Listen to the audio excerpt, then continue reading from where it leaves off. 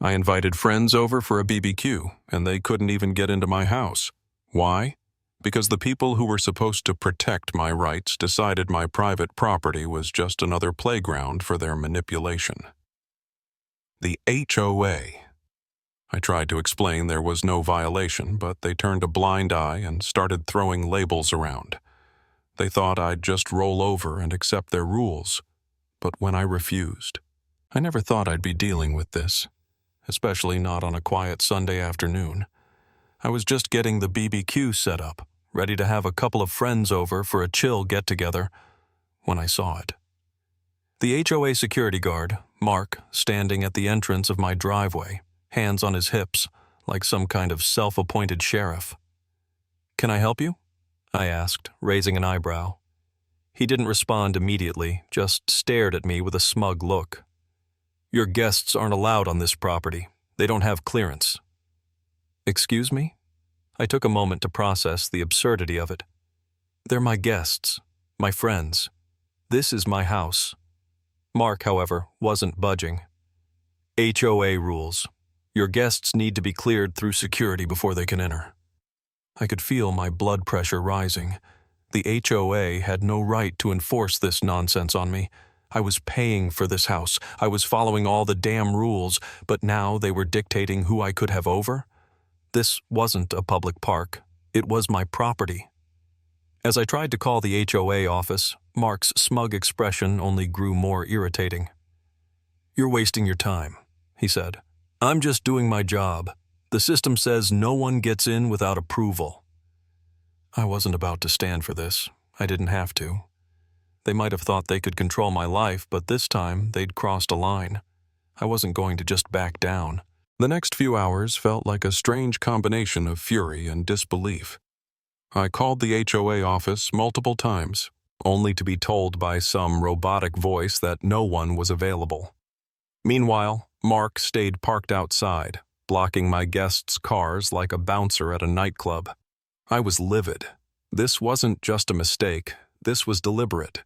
I'd never had problems with them before. Hell, I didn't even mind the occasional lawn maintenance notice. But this was too far. They had no right to stop my visitors from coming onto my property. I decided it was time to escalate. The next call was to the real authorities, not HOA's fake security, but the police. 911, what's your emergency? I need someone to come to my house immediately. There's a security guard blocking my guests from entering, and I need to get them on my property. The operator, who sounded slightly amused, said, "We'll send someone right away." While waiting, I paced the driveway, fuming. The sense of injustice felt suffocating. I wasn't the only one dealing with HOA's overreach. Hell, people in the neighborhood had been talking about HOA's petty control tactics for years. But this was my property, my life. And it was time to put an end to it, no more allowing them to push me around. When the police arrived, I thought Mark was going to turn pale, but instead, he acted like this was some regular duty for him. He stood his ground, stating he was just following the rules. The officer, Officer Smith, listened to both sides. He seemed skeptical at first. After all, the HOA could be a pain in the ass, but they had their own system. But as I began presenting the facts, how I was the rightful homeowner, how Mark had no right to stop my guests, he grew more serious. "Are you refusing my guests entry onto my property?" I asked Mark, still seething. "That's illegal." Finally, Officer Smith spoke. "Mark, you have no authority to stop people from coming and going on this property unless there's a clear and present danger, which, as far as I can see, isn't the case here." Mark's face twitched. It was clear this wasn't going the way he'd expected. He muttered something under his breath, but moved aside, allowing my guests to enter. Victory was sweet, but I knew this wasn't over yet. I wasn't just going to let HOA slide on this. They'd gone too far. This was only the beginning. The next few days were a whirlwind. I sent a formal complaint to the HOA demanding an apology and an explanation. They responded with nothing but condescending form letters, as if their little security measures were perfectly reasonable. That was the final straw. I wasn't going to back down. I hired a lawyer, started gathering evidence, and began preparing for a fight. It wasn't just about a petty parking issue anymore. This was about setting a precedent. If HOA could get away with this kind of overreach, what else were they planning to do next? The lawyer dug into the legalities, finding that HOA security guards didn't have any official authority to enforce rules like that on private property. And that's when we decided to hit them where it hurt, their lack of authority. We filed a lawsuit. It wasn't just me taking them on.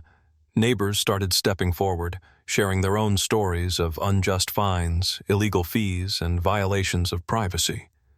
The case was loud. It was public, and the media picked up on it fast. Soon, the entire neighborhood knew what had happened, and HOA was on the defensive. Finally, after months of back and forth, the court ruled in my favor. HOA's security measures were declared illegal, and they were forced to pay a hefty fine for overstepping their boundaries. Karen, the HOA president, had no choice but to resign amid public pressure. And as for me, I finally had the last laugh. My property was mine again. No more HOA interference. I'd shown that standing up for your rights wasn't just a matter of winning a fight. It was about making sure no one else would have to deal with the same injustice again. Epilogue. The victory.